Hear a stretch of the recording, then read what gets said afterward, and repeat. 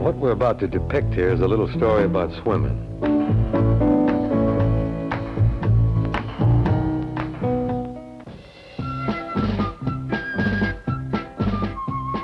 This is Stevens Creek Dam near Santa Clara, California.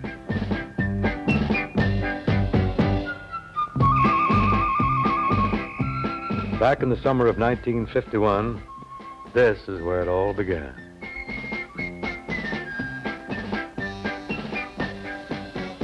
A handful of youngsters came to their part-time high school football coach, and they asked him to organize a swim club. Of course, they didn't have a pool, so they headed for the reservoir nearby. They evicted some of the population explosion of frogs and tadpoles. They planted some empty oil drums for distance markers, and they jumped in the water and they did their thing.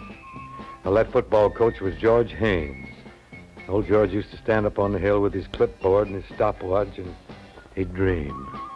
Dream that someday, somehow, he'd strike gold. Of course, there were only a few nuggets, like an occasional first-place medal at the Santa Clara Valley Championships. But in 1956, a little blonde girl named Chris Van Salsa, she started to make George's dream come true. Now, she was only 12 years old. Well, she hadn't even perfected the tumble turns that had become the stock and trade of all Santa Clara champions. Lynne Burke did more than just swim for the United States in Rome, because she teamed up with Chris Van Salsa, who was by now a middle-aged lady of 16, and to bring back the first of Santa Clara's Olympic gold medals home to Coach Haines. 4 years after Rome, the Santa Clara Gold Rush reached a peak that, well, it'll probably never again be matched by any one swimming organization. Led by a young freestyler named Don Schollander, who would win 4 gold medals, the gang from Santa Clara picked up 13 Olympic golds at the Tokyo Olympics. How do you like that? After Lynne Burke and Chris Van Salsa at Rome, the swimmers of Santa Clara almost seemed to establish an unwritten rule. You don't go to Olympics unless you bring back some gold in the women's events. In Tokyo, the mission belonged to Donna de Verona.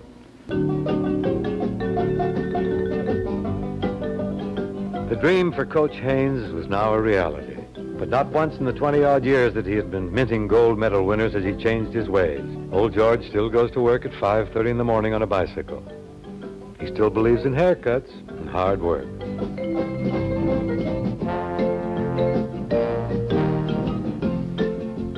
Of course, the facilities have grown, and he now coaches out of something called the Santa Clara International Swim Center. Thanks to the foresight and the generosity of a town that recognized its own youngsters' commitment to excellence. Santa Clara, for years has been famous for its production of prunes. These days, though, you mention it anywhere in the world, and the answer comes back, oh, yeah, we know. That's where the swimmers are.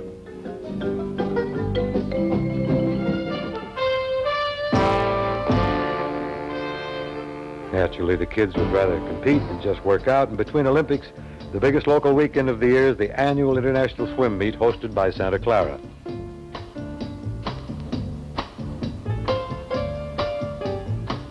This annual event started in 1967 and now attracts swimmers from 21 nations. 29 American and 22 world records have been either tied or broken at these meets. Son, that's the spirit of Santa Clara.